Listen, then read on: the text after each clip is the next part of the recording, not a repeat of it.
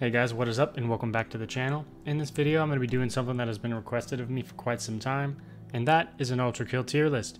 In this tier list I'm specifically going to be going over what I believe the character brings to the Ultra Kill universe and how much they contribute to the game itself in making it so badass.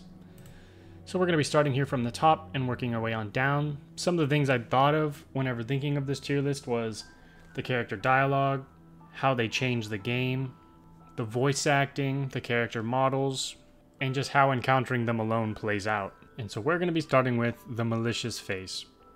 The Malicious Face is an absolute pain in the ass to deal with if there's multiple of them, simply because they're so tanky and can dish out some serious damage up close.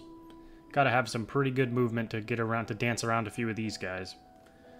But in terms of their character model, pretty basic. It's just like a floating head made out of stone. They don't have any dialogue or nothing. So let's see, where would I rank them? I would probably have to rank these guys, I think, in the D tier. Yeah, the D tier is going to be, or you know what, no, we'll go C tier for now. We'll put them in the C tier for now, and as we get more guys up on this, we'll be able to get a more definitive ranking for each person. So Something Wicked. Something Wicked is cool because he basically has his own level, and he gives the game a horror element, which is a nice, I guess you could say, break from the fast-paced first-person shooter perspective. So this guy, I'm going to have to throw him in the A range because I honestly think it's really cool. I would actually love to see another level featuring this character. That'd be a lot of fun. In terms of like lore and whatnot though, he doesn't add too much lore. It literally says that not much is known about this creature. But he does add some cool game elements, which I'm sure a lot of us enjoy. Alright, back to starting from the top, like I originally said I would do. Alright, now we got the Cerberus. The Cerberus is really similar to the Malicious Head in that they're tanky, but instead of like staying stationary for the most part, they like relentlessly push you and try to like corner you essentially. But once again, their character model is kind of lacking. It's just kind of a stone figure with an orb that follows you around and tries to stomp on you and crush you with this orb. However, I do think they are slightly cooler than the Malicious Face, so bam, he's gonna go right there. Plain and simple. Now let's talk about the Street Cleaner. The Street Cleaner is probably the character that has killed me the most in Ultra Kill. At least one of the common spawns that has killed me the most in Ultra Kill, because their flamethrower dishes out some serious damage. They're unique to the game because they reflect certain attacks, like the rocket launcher for example, and there's some pretty badass ways you can kill these guys, creating some really sick looking combos. For example, you can flick your coin behind them, shoot the coin, and then detonate the bomb on their back. Absolutely fucking sick.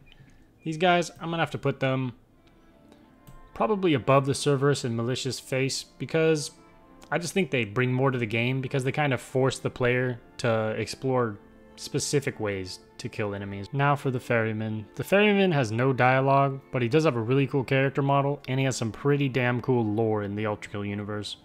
Essentially, these ferrymen battle over these ships, which I thought was a really cool concept. And it's also cool how you can just flick the coin and pay your way into the ship if you want. You don't have to fight him. The fact that he can also call down lightning bolts to try to kill you whenever you're fighting him is badass too. So I'm going to have to put this guy at least in the A tier. Alright, the Soldier. The Soldier is another common spawn that's pretty deadly, but character model, kind of basic. It's a little bit cooler than some of the other common spawns, but not quite as cool as the Street Cleaner in my opinion. And he doesn't really force you to learn a whole lot. Their quirk is they really just can do some pretty significant damage to you if you're not like killing them strategically from a distance. So I'm gonna have to throw them probably low C tier right now. So now for the Schism. The Schism's another common spawn, doesn't have really too interesting of a character model or lore into the game. He's just kind of like a tanky damage dealing shooting guy. Nothing too exciting with him. D tier. And now we have the Hamster, which is by far the coolest character in the game. His lore is pretty big. He's used as a key to unlock one of the most powerful characters in the... No, I'm just kidding, guys. He's probably going to go down here in the D tier. He is pretty cool in the fact that he's used as a key, and he's a cute little hamster dude. And it's a secret to find him, but he's just kind of in the game for fun. Now for the Insurrectionist. The Insurrectionist has some pretty cool lore in this game. In the Greed layer, fighting them is extremely fun. How you can parry the Malicious Face that they throw at you. Some of the ways they jump and whatnot are kind of cool. The character model though, nothing too special in my opinion. It is unique that it has the malicious face like I stated before, but other than that, not too exciting in my opinion. So he's gonna have to go probably in the B tier. Alright, now for the hideous mass, who is an absolute pain in the ass to deal with. Unless you have a good weapon combo, that can just absolutely melt these clowns. These guys kind of force the player to constantly move, because if you remain stationary, they will do some serious damage to you and kill you. Their character model's pretty badass. They don't have any dialogue, but they do some grunting and shit like that. And in terms of their lore, there's nothing too interesting besides the fact that they're just literally a mass of flesh within this shell that hardens. Now, where would I rank it? Probably in the B range, below the Insurrectionist. Because the Insurrectionist just has way cooler lore than the Hideous Mass. And I think the character model for the Insurrectionist is a little bit cooler than the Hideous Mass. Now let's talk about the man, the myth, the legend himself, Hakita. Which is definitely going to be in the S tier, because he obviously has created all of this, so he provides a tremendous amount to this game. So now let's talk about the drones. The drones have a pretty cool character model. I like the way that they're colored, and they're pretty fun to fight, how they actually try to dodge your shots, and how you can parry them back at each other if they decide to try to suicide onto you. So they're pretty cool in that aspect. In terms of their lore though, their lore, kind of like the Hideous Mass, doesn't really give us too much. They were just kind of mass-produced security guards. So I'm going to have to throw this guy probably in the low D. They don't really force the player to learn anything new or take them out at like a specific range. They don't really force any type of gameplay is what I'm trying to say. Now let's talk about the Idol, which arguably isn't even a character, but considering that it's in this game and forces the player to have some type of a specific playstyle, and actually has some pretty interesting lore, I'm going to have to throw it probably right here. I think its lore is far more interesting than the Hideous Mass because it's intertwined with the Ferryman pretty well, but I don't think it's quite as interesting or adds to the story as much as the Insurrectionist does. And I mean, it's just like a little statue. It's a cool character model. It's a small character model, but it's not quite as cool as the Insurrectionist in my opinion. Now let's talk about the Stalker. The Stalker is cool in the fact that it forces the player to kind of change up the way it works because it turns the enemy's blood into gold dust, which is sick. Which means you cannot collect blood from that enemy, meaning you cannot heal from that enemy. So it kind of forces you to play more carefully. And it gives the enemy it affects a pretty cool looking aura around it. Their lore is pretty cool because it tells us quite a bit about how they intertwine with the greed layer. But for the most part, other than that, they don't add too much to the lore. So I'm going to have to throw them probably right here above the Hideous Mass. Because the Hideous Mass, I think the biggest thing for him is just lacking any type of deep lore. All these have much more to their lore than the Hideous Mass does. So let's talk about the Virtue, aka the Angel. Now let's talk about Virtues, aka Angels, which actually have a pretty sweet character model, and they kind of tell us a lot about this whole story of how the angels are formed in Heaven's hierarchy. And I would argue that their lore tells us more about the world than even the Insurrectionist does, so I'm gonna have to throw them here. On top of that, I think they're better because they kind of force a playstyle in the fact that they constantly shoot this beam at you from the sky that just totally ignores any type of cover. And they enrage if they're ignored for too long. So essentially they force you to pay attention to them. And you can't just ignore them, otherwise they will punish you pretty heavily for it. And that is really cool. Alright, and now let's talk about which are one of my personal favorite characters in this game, the Mind Flayer. They're not really a common spawn enemy, nor are they really considered a boss type enemy, but they are fun to fight because they do insane damage if you just ignore them, and they're a little bit on the tanky side. However, they don't really force any type of playstyle because, you know, they don't have like shoot through wall mechanics or anything like that, kind of like how the Angel does. But their lore is pretty sick. It doesn't add a whole lot to the story, but it is really cool in the fact that the lore tells us a lot about the Mind Flayer itself, rather than the ULTRAKILL universe, so I'm gonna have to throw them probably... Now let's talk about the Sentry, which is similar to the Mind Flayer in the fact that the lore it tells us about this character mostly just tells us about that character rather than the ULTRAKILL universe. However, this character Force as a playstyle, unlike the Mind Flayer, because he literally lock-ons to you. If you don't break line of sight or focus him down, you're about to get slapped with some serious damage by one of these guys, which I think makes them really cool, although the lackluster lore kind of puts them lower on the tier list. So I'm going to have to throw them. Yeah, the Stalker definitely has cooler lore than this guy. Mind Flayer has a much cooler character model.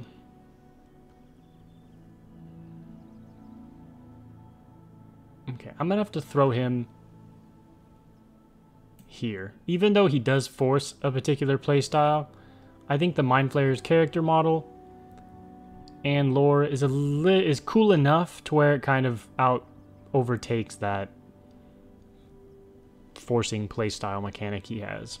And now let's talk about Filth, which are basically Husk of the lowest form in Hell. Their lore is interesting in the fact that it kind of tells us about the hierarchy of Husk in Hell, but they don't really force a playstyle other than they keep you moving.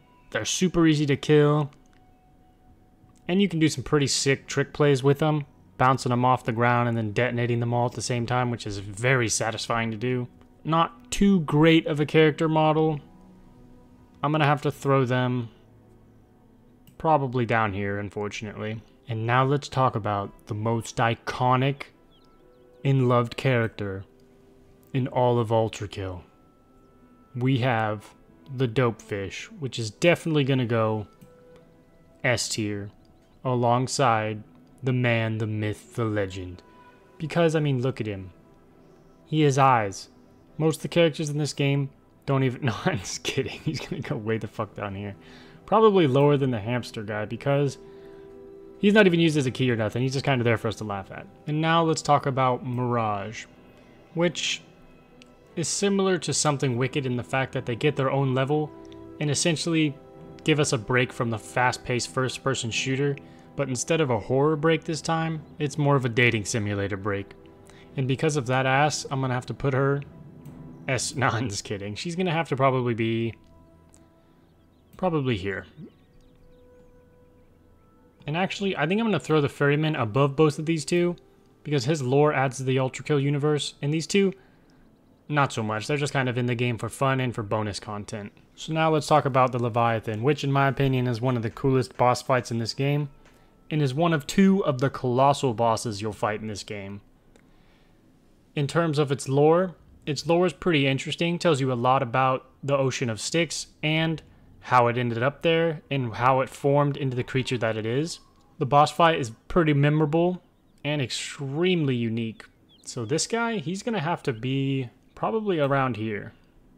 His lore doesn't quite tell us as much about the world as the Ferryman, but his lore is pretty damn cool. And now let's talk about our boy Minos Prime, who has some very interesting lore and is pretty heavily tied into the entire story of this ULTRAKILL universe. So he is without a doubt gonna have to go somewhere in this range. Bam, A tier. His fight is super badass. His fighting style is really sick, how he uses those snakes and he has like Super Saiyan speed. His voice acting, super cool. His intro to the fight, also super cool. Even his death sequence is really sick. Just, this boss is almost like a perfect video game boss. And I'm not just saying that because I enjoy ULTRAKILL a lot, but he's fucking sick. And I'm sure a lot of you guys agree with that. And now, let's talk about the Flesh Prison. And whenever we think about him, let's just detach him from Minos Prime, besides his lore. His lore is essentially, he's a prison for Minos Prime, and Minos Prime was put inside of him by Gabriel. His character model is really intimidating and pretty badass. He doesn't really have any dialogue besides some moans and groans he does during his fighting. But the fight itself is extremely badass because of all the crazy shit he throws at you non-stop. This guy, as of right now, is one of the hardest bosses in the game, and I hope to see more bosses along his level of difficulty in the future of this game.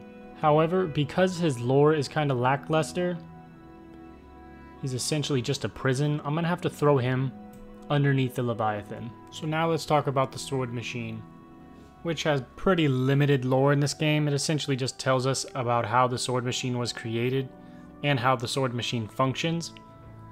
Character model, in my opinion, it's pretty sick. That little saw sword he has is super badass. The fact that he can throw it is also super sick too. And on top of that, I would say he forces the player to move much more than the Filth does, because this guy will do even more damage than the Filth does if he catches you. And if you're holding still for even a second, this man's just gonna come cut your ass down. So for him, I absolutely love this character model. It's simplistic, but also badass at the same time.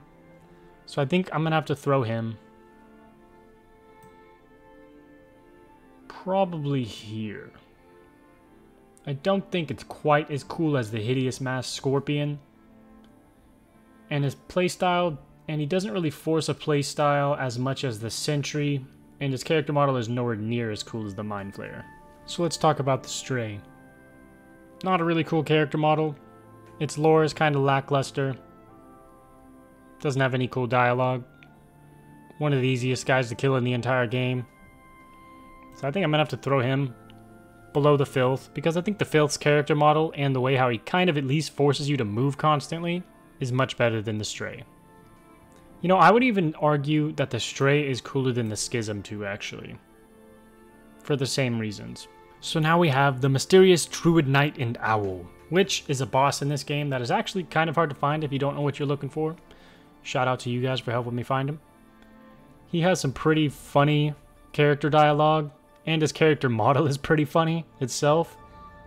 However, he doesn't really add a whole lot of lore to this game because he's kind of a boss for fun, you know. So I think I'm gonna have to throw this guy. So I think I'm gonna have to throw him probably about right here, just based off of his character model alone.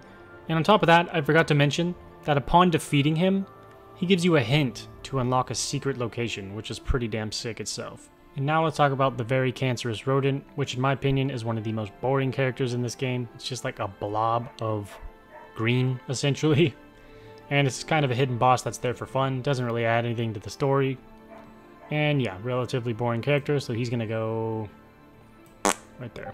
Alright, we're down to the last three. And now let's talk about V2, which most people refer to him as the first wall in ULTRAKILL, because he essentially forces you how to move and shoot at the same time, and learn how to read your enemy. On top of that, he has a pretty dope character model, and whenever you defeat him, he gives you some pretty cool unique items. In the second time around, you also fight him while sliding down the side of a pyramid, which is extremely memorable and also extremely cool. In terms of V2's lore, his lore is pretty cool in the fact that it also sheds some light on V1's lore.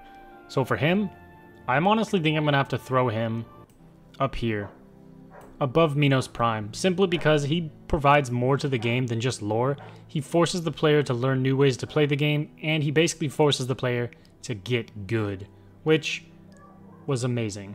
And now let's talk about the corpse of King Minos, who also has some pretty cool lore in the fact that he intertwines obviously heavily with his soul, Minos Prime, and that he is the leader of the Lust Lair, or at least he used to be. You can see his corpse stomping around it, which is really cool whenever you first see it upon entering that level.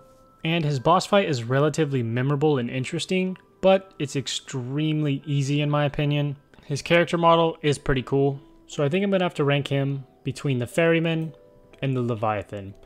Although his character model is not as cool as the Leviathan in my opinion, his lore does provide us a lot more information to the ULTRAKILL universe than the Leviathan. The Ferryman's character model, in my opinion, is cooler than the corpse of King Minos, and it also shares us some information into the world of the ULTRAKILL universe. So, that's why I'm going to be ranking the corpse of King Minos here. Now for our boy Gabriel, who obviously has some of the densest lore in all of ULTRAKILL, because he is heavily intertwined in the lore of almost every other character in this game. It can be argued that the story of ULTRAKILL is centered around Gabriel, and we're just seeing it all through the eyes of V1. His character model is absolutely awesome in both his enraged form whenever he's red, and his unenraged form whenever he's just gold and white. His dual swords, absolutely sick. Both of his boss fights are really cool and have really interesting openings. The second encounter with Gabriel is one of the only boss fights in gaming I've ever experienced that gave me goosebumps. His voice acting is immaculate. He is by far one of the most memorable characters in all of ULTRAKILL. I'm sure most of you will agree with me on this, that he probably needs to be ranked as number 1 amongst all characters in terms of what they provide to the ULTRAKILL universe. Besides our boy, the man, the myth, the legend. So here you have it, guys. Here is my ULTRAKILL character tier list. Hope you guys enjoyed the video. And I am in the process of creating a music tier list for ULTRAKILL. Let me know in the comments sections if you think anything should be placed somewhere else and why. And I'm thinking about making a lore video for each character type in ULTRAKILL. Let me know if that's something you're interested in. And I hope you guys enjoyed the video. Peace out.